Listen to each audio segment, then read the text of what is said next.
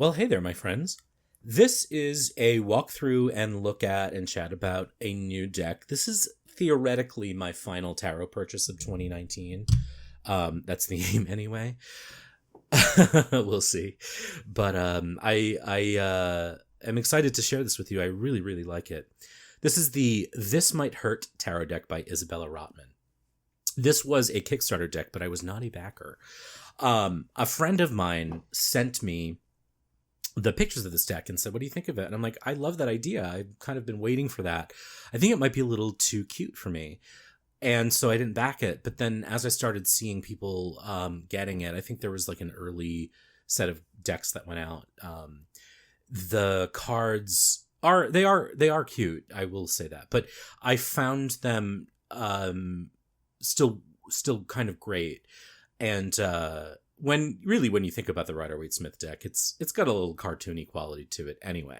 So this has a very, I feel like a strong nod to Pamela Coleman Smith in a great way. And so this is absolutely a deck that I would reach for when reading for anybody, because it ticks a lot of boxes.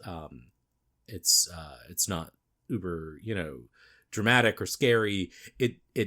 It's super representational and normalized in the sense of who is depicted. It may be among the most that I can recall. And it's just kind of great. I just love it. So here we go. This is the This Might Hurt tarot deck. So I did pre-order it, but I wasn't a backer, but it came in. I was salivating watching people get it. Like, I just couldn't wait. And I'm so like empathetic to the creators, but at the same time, I'm like, please ship my deck. I want to be next. But I was so happy when it showed up. So, lovely magnetic box with gold embellishments, and gorgeous, really nicely done. There is a nod to the Rider-Waite-Smith deck with that Tudor rose on the inside. There is a little guidebook, and you can get the guidebook on her website, on the creator's website, I believe. Just to make it a little easier to read. It's a thick little guidebook, though. So it is a little bit easier to read if you were to read it online. So I haven't read it. I did glance through it. I think that, it's probably a good intro for folks. I can definitely see this being a deck that's appropriate for someone who's just starting out. There are little like keywords or little phrases in the book that are, I think, sort of nice summaries of the stereotypical way we've come. I don't mean that in a negative way, but in the like the essential, maybe is a better word, way people have come to read Rider-Waite-Smith images. I am actually not a fan of doing that as a mnemonic, even though I know a lot of people have. But I think I may make actually a video about why I think, it's not good to, for example, call the Nine of Cups the wish card as a way of learning it, because, I'll get into that later on. Anyway, so there were two versions that were available. There was this holographic black edging, and then there's a gold one. Now, I will tell you, when I have seen this in videos, I have thought, ooh, that's a little tacky. It is not remotely in person. It's much subtler for some reason on video, and in pictures it shows up and looks a little cheeseball. But in real life, it's beautiful. I love it. I'm glad I went with that option. This is delicious cardstock. I don't know. I can't think of anything to compare it to. A little bit like the Spirit Keepers, but it's smoother than that, I think. But I love it. It shuffles great. Now, you won't be able to see it on a couple cards. You can see there's little marks on the corner. And that has happened, I think, because of riffle shuffling. So just know it's only for some reason on the bottom right corners, and it's not on every card, but I do think it's a result of doing riffle shuffles. So just, if you have this deck or if you get this deck, know that that might be a possibility. It doesn't really bother me, but it's there. So this is straight up Rider-Waite-Smith with a modern lens.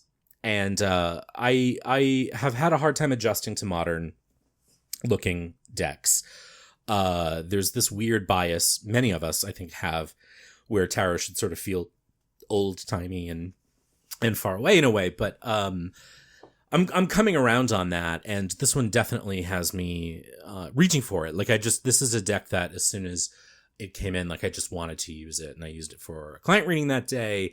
I've used it on Instagram. I just really like it, and there's something comforting for me about going to Rider-Waite-Smith too. You know, even though I have evolved into different styles of reading, I still love that Rider-Waite-Smith thing because it's what I learned initially, and it feels like going home. Sometimes I can get very cerebral when I'm allowed to, and this, Rider-Waite-Smith can prevent me from doing that. So anyway, let's look at the cards. I love this adorable Fool. It's just like so totally like the kind of guy I would have had a crush on when I was in my 20s. But just great. I mean, it's like it's the Fool, but like there's the Golden Gate Bridge in the background. So it's like, come on, so clever. The Magician. I'm going to say this a lot. It's a nod in many ways to Rider-Waite-Smith through and through, but there are some really cool adaptations and some things, and especially in the minors, I've noticed that I found really fun. The High Priestess. The Empress. Now, I really like this choice. This Empress sitting here has a much more active and even sexual energy to it. Now, again, this has like a sort of... I'm trying to think of a word. Like, I would maybe call it more comic book style drawing than, I don't know, it's like painterly. But this is not a shrinking violet Empress. She's not just a nurturer. She's a woman. You know what I mean? And so that to me, I think is really cool. There's like the way she's sitting, I think has a very cool vibe, and it's much less passive. I love this Emperor. I love that he's an older man. I love that he doesn't look like an asshole. You know what I mean? It's very Rider-Waite-Smith, but there's elasticity to this Emperor that a lot of Emperors lack because there's a bias against that card. Hierophant Lovers. I love the Cupid as a choice. It just sort of harkens back to me to Marseille style Lovers cards. I also love that they're embracing. You know what I mean? I think there's so much about the Lovers. I think the Lovers card, honestly, is one of the hardest cards for people to learn. Maybe the Lover, the High Priestess, and the Star are traditionally, I think, really difficult to make sense contextually. I think sometimes sex, romance, that stuff gets left out of tarot, and so this, this couple embracing brings sexuality and humanity back into the Lovers puzzle, and I think a really good way. And I will also say that there's a lot of nudity in this deck, and I think that that's great. I think that this art style can allow for that in a way that probably won't be offensive to people who normally are freaked out or just dislike nudity being depicted. But it's not what's the word I'm looking for? It's not salacious, but it's also not cute. It's real. It's human, and I find that really great. There are a lot of motorcycles in this deck, which is kind of cool. All the knights you'll see are on motorcycles. This is the Chariot. Strength. The color palette too, I thought was going to be a little subdued, but seeing it in person, I think it definitely has a richer thing. I think when I saw it initially, I thought, oh, it's all pastels. It's really not. I mean, it's not a dark deck. It definitely has a lot of lightness to it, but it definitely has a rich palette. It's the Wheel of Fortune. I'm also always noticing these things. Like if you look in the background here, it looks like wildfires in the background. And there are just these little nods to things that I think are really cool. Justice. All right, so if the Fool was who I would have had a crush on in my 20s, the Hanged Man is who I have a crush on now. Like, hello, sailor. That is a handsome Hanged Man. All right, the Death card. You'll notice these little crowns that float above heads in the courts, and so there's a callback to that. Yeah. Temperance.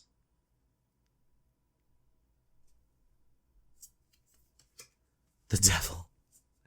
I do like the Smoking Devil. Again, there's a quality to the devil that to me is more nuanced than just addiction. And I think you can get that Rider-Waite-Smith addiction quality out of there because he's smoking and there's some drinking happening down there. But there's also partying. There's people having sex and kissing, and it's more than that. There's a primal quality to the devil, and I think that this captures that. Maybe not in the most positive light, but it's there. The Tower. I like that it's a lighthouse. The Star. So again, nudity, unshaven, which I think is great. I also just love, and this is such a small detail, she's pouring water out of milk jugs. I mean, I don't know, like, why it's such a small thing, but I just really happen to like it a lot. The Moon, we have hairy legs and animal masks, and again, it's. I think there's something very progressive about this Moon card, and still very Rider-Waite-Smith. The Sun. It's a pretty traditional sun card. I know everyone sort of hates a naked baby on a sun card. It's not my favorite either. I do like that the sun is a puppy rather than a horse. This Judgment is probably the biggest departure from any of the Rider-Waite-Smith cards. And it's a cool choice, right? Because what the Rider-Waite-Smith image shows is a Christian construct of the Last Judgment. This is Mott. I believe it's Mott, right? Weighing the heart against a feather. And so it's a it's the same act in of sort of the final assessment, I guess. But it's a de-Christianized choice, which I think is cool. And then the World. So those are the the majors, and then we get into the minors. The Ace of Wands. I love the color palette for the wands, the sort of orangey, autumnal, fiery quality. I think it's great. I love this Two of Wands really a lot. It's the 3.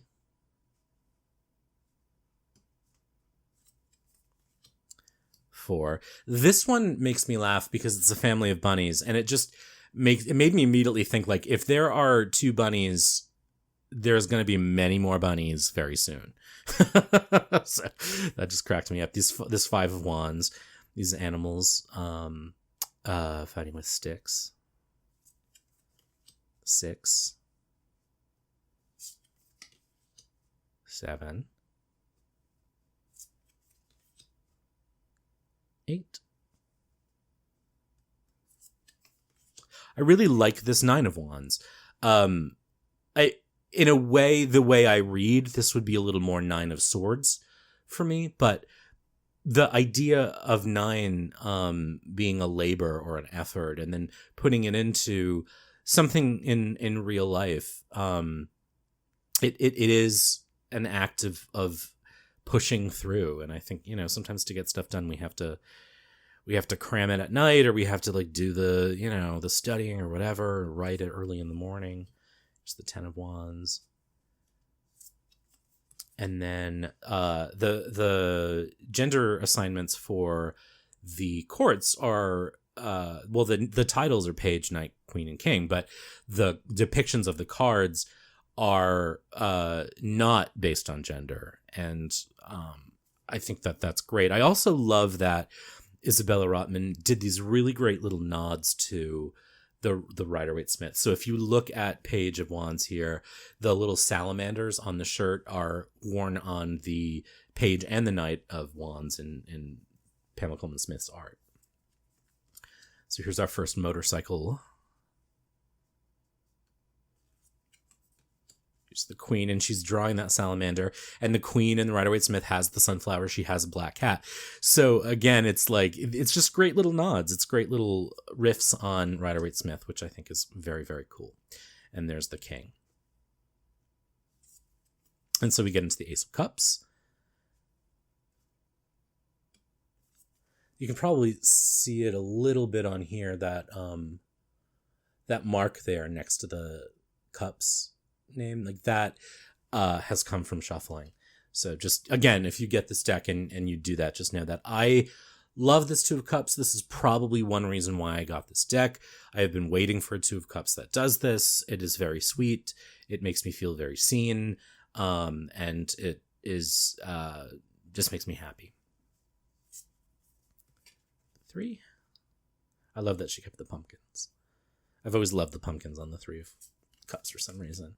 So a different attitude of the Four of Cups with coffee cups, certainly. But this sort of meditation, I think, is interesting. 5. 6.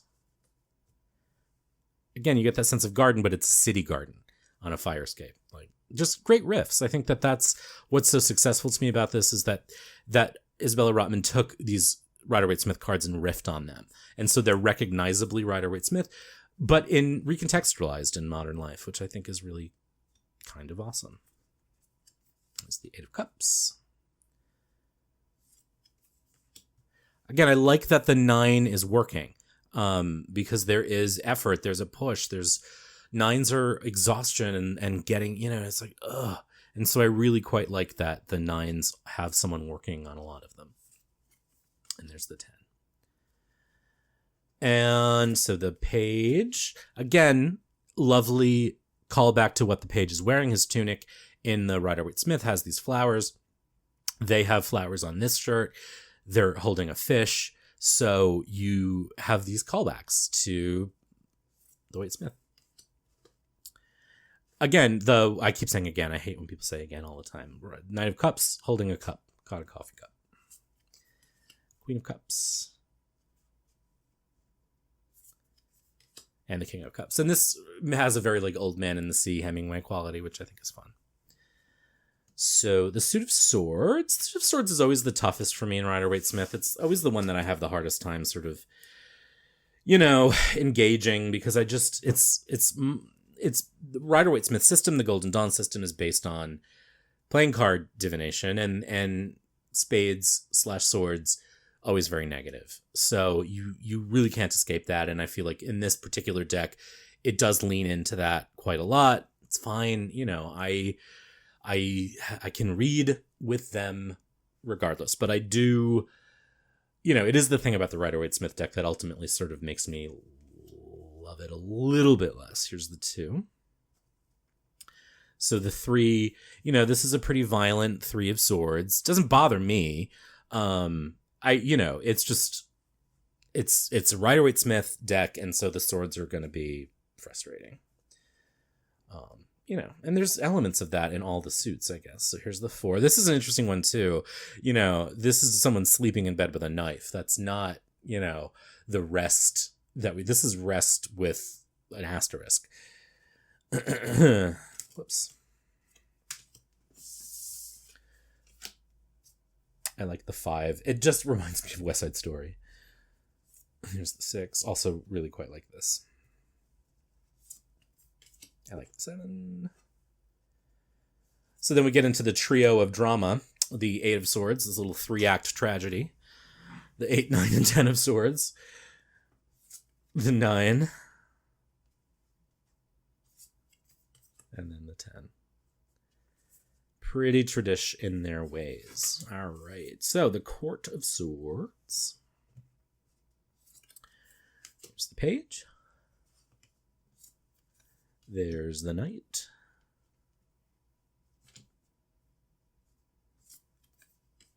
There's the queen. There's the king. So now we're into Pentacles. Ace. 2. I'm fairly sure that is the artist, having seen their Instagram. 3. 4. This card reminds me, it could be like the little brother of a friend of mine, which is fun. Here's the 5. Pretty traditional. The 6. I like this 6. I like that there's layers in this 6.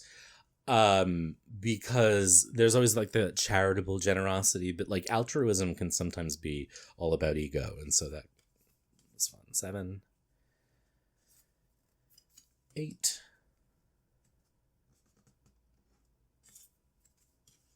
Nine. Snail, also a callback. And 10. Really just lovely, isn't it? And then there's the page. The Knight. The Knight of Pentacles, I think, is my favorite knight in Rider-Waite-Smith, and I think it might be my favorite in this one, too. There's Queen. And the King. Thank you, by the way, for putting some bald men in the deck. All right. I love shuffling this deck. It has such a delicious little sound. I'm actually going to shuffle closer to the microphone. Do you hear that? It's like ASMR realness. And it riffle shuffles nicely again, of course, as I pointed out. If you do, you may find those little marks. Again, that's not bugging me. I love my decks to look loved and worn, but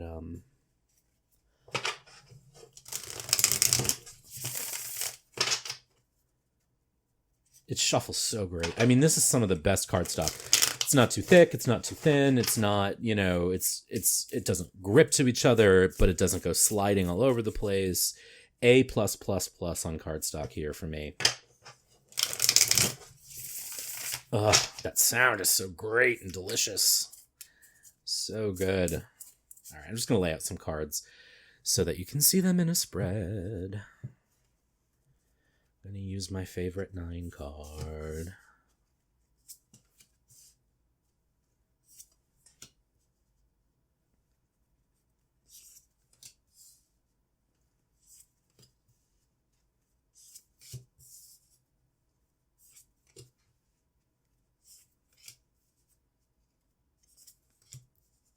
So there we go. That is, zoom in just a skosh more. There you go. I really do like it. You know, it teeters on the edge of cute for me, but I'm still with it.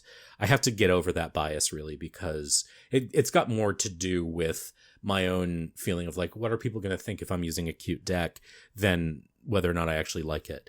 But this is a deck I would take anywhere to read with, because I feel strongly that it's more likely than in many other decks that someone I'm reading for will feel seen. I don't imagine anyone sort of like feeling left out of this one necessarily. I'm sure it could be better. They always can be. Like, I don't see a lot of Asian faces here, but you know, it's probably among the best in terms of its balance of representation. So A+ on that. Well, let's give it a B+.